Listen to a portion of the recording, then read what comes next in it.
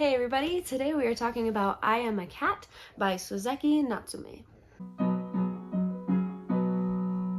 So this book is narrated in the perspective of the cat. This cat does not have a name because its master never gave it one, and so he unfortunately goes through his entire life not knowing what he could be called. And he has some friends that are cats as well that he talks with, but mostly what we find out about is his master and his master's life through his perspective, through the cat's perspective.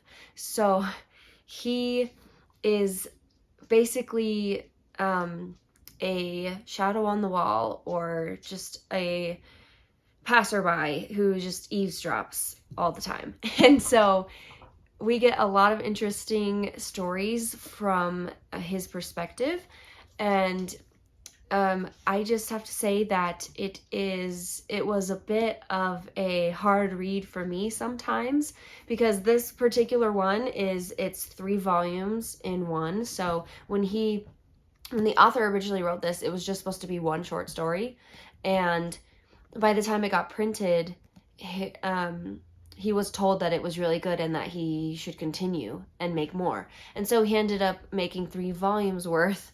And so that is why it's so big and so long. And I personally think that the first 3 and the last one are the best. So like the first 3 sections, so basically volume 1, and then the last section of volume 3 are my favorite sections. And the reason for that is because the cat is he can be really funny, really witty, really intelligent. At the very beginning of the story, he gets into a few shenanigans that are funny to read about. His opinion about the people he interacts with can be really fun to read, and his interactions with other cats and what his opinions are of those other cats are great, and that made those parts really enjoyable. And then again, at the end, it wasn't so much his opinions that he wasn't sharing very much near the end, because he was just listening in on this story of his master, and all of his friends were hanging out at their house and just talking with each other. And one of the characters, Cold Moon, he's talking about this experience he had about trying to play violin and purchasing a violin. And it is just like, it just cracked me up reading it because of the way he tells the story, because now it's not like the cat isn't really interrupting anymore. It's just the guys talking with each other back and forth. And so we kind of forget that the cat is narrating at this point, because he's not adding too much of his own ideas. We're just listening in as if we were the cat. And so I liked that part a lot, because it just focused more on the story of what was going on. And it also wrapped up very well all of the stuff that came prior to it. So even though it seems kind of random sometimes, the things that the cat was talking about, by the end of it, there is this one storyline that is pretty consistent once we get to like the end of the first volume, or maybe the beginning of the second volume. I think it was probably in the first volume, where we actually got some insight on Cold Moon and this lady friend that might become his wife, because the Goldfields are her parents, and they want him as the son-in-law. And so they are reaching out to him and saying, they're like wanting him to get his master's degree so he can be really smart and intelligent and have all this education and look really good to marry their daughter. And that storyline continues all the way to the end, where we get a development and a resolution on that whole storyline. And I did appreciate that, because otherwise it would kind of seem like, what was the point of this whole thing? Like, really just to hear the ramblings of a cat that didn't make any actual story happen. There did actually have a story come to pass in here. There was one, so that was good. But I can't lie and say that I was hooked the whole time, because the whole middle section kind of got away from me a bit. the cat started going on to like little rants about like things that he felt that were like philosophical and deep, and then and like he even says himself like, I know that I am rambling here about this, but I promise it will make sense when I talk about the next thing that happened to my master. Meanwhile, I'm just like, I just want to know what happened with your master. Like, just cut to the chase already. But he had to like go into it and explain it forever. And it, like, in the middle, there was one time right in the middle of something that was getting like really exciting and interesting, he like pauses and he says, and he expresses an opinion about his master, and then he says, the reason why, you might be thinking, why did I think that my master was this way? Why is this my opinion of my master right now? Well, let me explain. And then he goes on like a 3-page explanation of why he feels the need to have expressed his master in that way, like using those particular adjectives or whatever. And I'm just like, okay, I get your point, Kat. Like, just get back to the story. Like, I want to know what's going on with your master and his guest right now, and you just, like, now I'm like starting to lose track of like what I even was excited to hear about in the first place.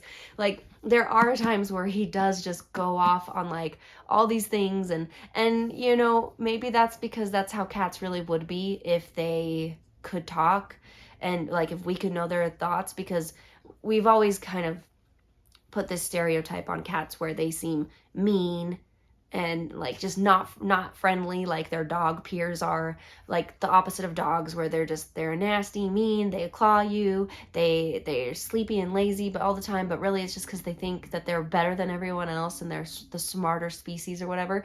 That maybe that is why we get so many rants from this cat in the middle section of this. Like I'm telling you, like, this is what a lot of the pages is. There's no break. The paragraph lasts like the entire page. It's just him talking, and then you turn the page and it's basically the same thing again, and then you turn the page and it's the same thing again and again. And that is why it took me like 2.5 or 3 months or something. Like, I started it in July and it took me until the beginning of September, I think, like maybe the end of August. No, I think I finished it in September. It took me forever. And part of that is because I was on vacation for part of July and was not picking this up very much. But even when I got back from my vacation, I had to take a break to read Sea Change in the middle of this, because I was like, I need there to be more interactions of conversations happening versus me just hearing about what this cat wants to say all day long. Like, and so I stopped before I read volume 3. Part of me wondered if I should just not finish it, like if it really was worth it, because it would take me so long just to finish one page because of him going off on these like seemingly random things that eventually tie into what his main point was. But at that point you like are lost in it, at least for me. That's kind of the main feelings that I was getting. And so, is this worth reading? I think if you want the full story, you're going to have to read all of it. But if you want to just kind of chuckle and have something funny and lighthearted and kind of silly to read, then I would suggest reading the first volume and then the last volume. The second volume for me was the driest. Even if you just read the last part of volume 3, when Cold Moon is sharing his experience and everything, and it wraps up the storyline of that involves him and his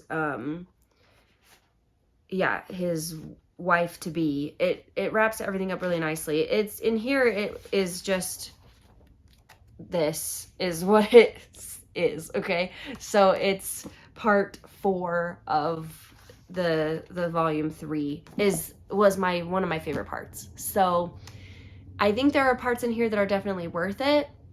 But if you're anything like me, I don't know, maybe listening to this would be better than reading it, but I don't know if there's an audio version of it.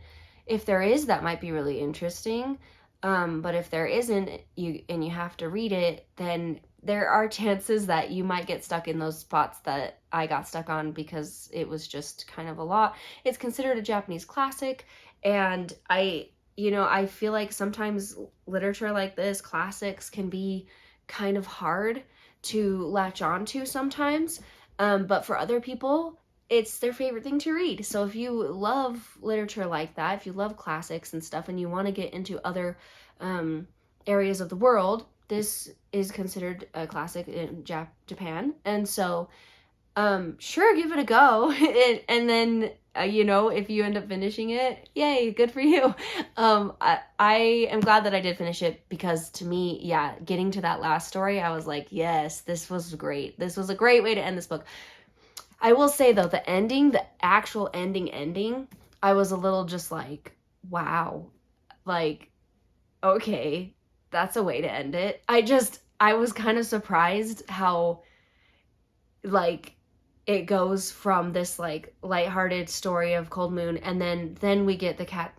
Once they like leave, the cat goes back into his little spiel of talking and what he thinks and his opinions. So we end with the cat's perspective, which makes sense, but just the last few things that he says and does is just, it would kind of threw me, and I was like, whoa, okay. And then I just kind of sat there for a minute after finishing the last few sentences. I was like, all right then. A lot of people have read this and have been like, it's amazing. And I was like really wanting to give it that shot. And so here was my shot. But yeah, thank you for watching. I appreciate you, and I will see you in the next one. Bye.